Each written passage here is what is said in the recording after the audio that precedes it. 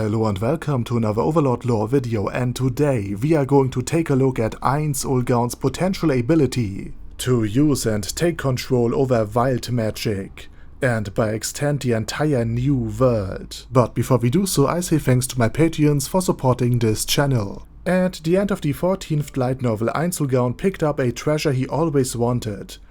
And I'm not talking about this lamp. For once.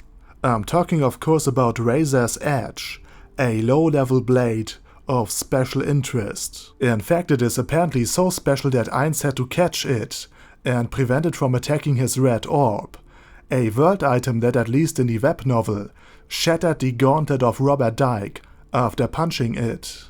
And Ainz did this because he speculated that perhaps Razor Edge is able to destroy, or at least to damage, world items. And with the blade possibly being of wild magic origin, and able to bridge any form of damage reduction, including high-tier physical nullification, I also see a connection to the world magic ring that would allow any warrior to add another 5 levels to the total levels, therefore enabling him to cross the level cap and reach, for example, the level of 105, as long as the warrior wears the ring. Now, Sauron references aside, I seem to pick up a theme when it comes to wild magic and wild magic objects. If all of this indeed applies consistently, it would imply that wild magic, despite being twisted and bent by tier magic, is still the underlying dominant form of magic, still able to form, alter, or even destroy objects and concepts imposed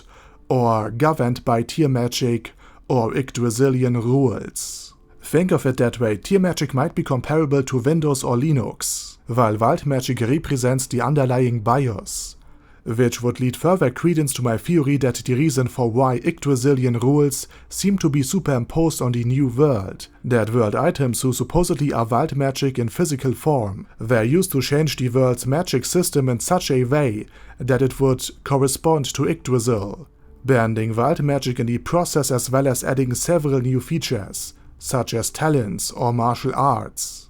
And with Ainz Ulgaun now in the possession of Razor Edge, as well as Climb's wild magic ring on top, Ainz might actually figure out how to command, or at least use wild magic. Think of it that way: Ainz has 11 world items, which are repeatedly referred to as wild magic by both Platinum Dragonlord and Cure Elim. These world items were able to interfere and even neutralize wild magic effects, such as the world-separating barrier. And in Book 11, Ainz killed Olasir Dark Haililial, as well as one of his sons, and ruled over the rest of the Frost Dragons. And Olasir Dark had at least 1 level in Dragonlord, and thus he might not only be able to use tier magic but wild magic as well, with the possession of the ring that would allow Cocytus to attain a level over 100, and Razor Edge potentially able to destroy or at least harm world items. And might eventually figure out that wild magic could potentially be used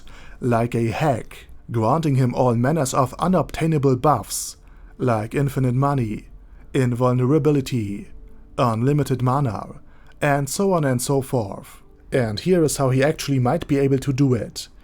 The Dragon Kingdom's ruler, Draulicon Auriculus, apparently seeks favor with the Sorcerer Kingdom, since she welcomed the declaration of war against the Kingdom of Riestais. And as a wild magic user, she could at the very least aid Ainz in his research, or even instruct him on how to use it. And with Inferior still around, the boy might actually sell his ability to use any item to Ainz, in exchange for immortality, or at the very least, the Gauntlets of Endurance, thus potentially enabling Ainz to use wild magic items.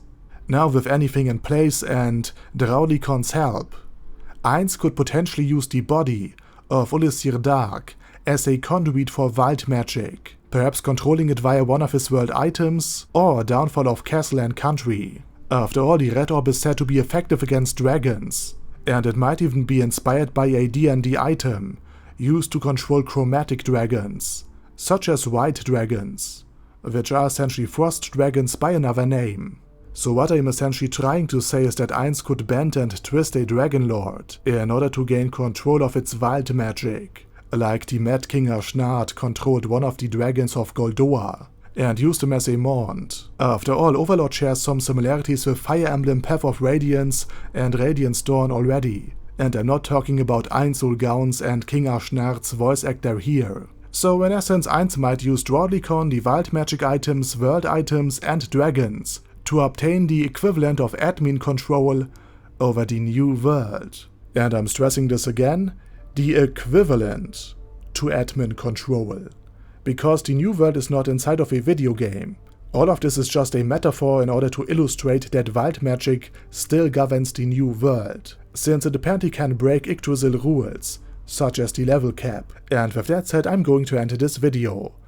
And as usual, I would be very happy to read through your comments. Thank you very much for watching, and special thanks to Adam J, Al Capone, Andy, Angel of Death, Bad Guy Yee, Boyzilla, Chrissy, Diabetic Centaur, Dystopia, Elika Birchleaf, Phalis Catus, Feral Shivan, Gigafight, Ghost of Epicness, Hector Moreno, Black Phoenix Emperor, Hoss, Jason, Kleinator, Chromius, Large, Lord Touch Me, Lord Ulbert Elaine Oddle, Luces Ollie, Majima,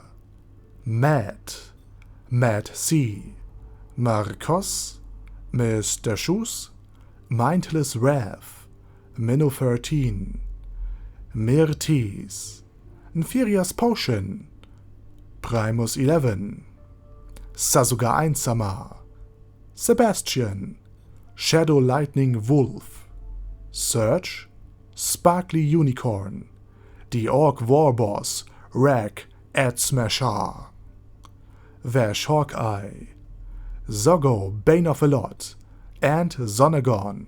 Thanks guys. Anyway, have a nice day, over and out.